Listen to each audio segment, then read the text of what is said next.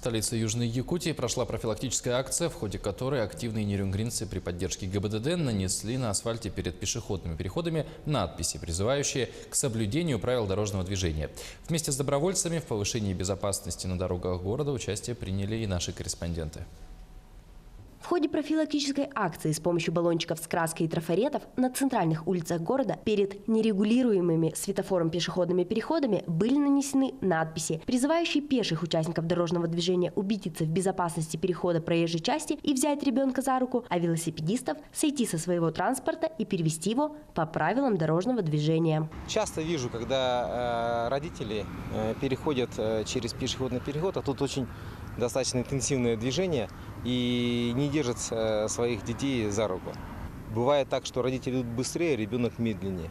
И это, конечно, вызывает некоторое опасение. Вот на сегодняшний день мы сделали такую акцию для того, чтобы сблизить и обезопасить всех жителей города Нерюнгри. Уверен, что данные знаки будут помогать людям, которые переходят. Они обязательно, думаю, будут обращать внимание на эти знаки. Как правило, юные участники дорожного движения становятся участниками ДТП либо по собственной неосторожности, либо по вине родителей, которые не соблюдают правила дорожного движения. Сотрудники ГИБДД надеются, что после такого призыва каждый, кто увидит около пешеходного перехода ребенка, обязательно возьмет его за руку и поможет перейти через проезжую часть. Социальный проект очень значимый, помогает молодежи адаптироваться к правилам дорожного движения.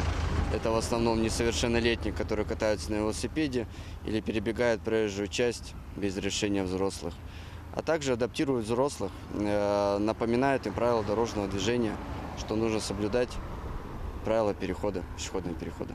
Возьми ребенка за руку, сними наушники, сойди с велосипеда. Организаторы акции планируют продолжить свою работу и написать обращение к пешеходам на асфальте по всему городу. Екатерина Павлова, Аял Амосов, Нерюнгри.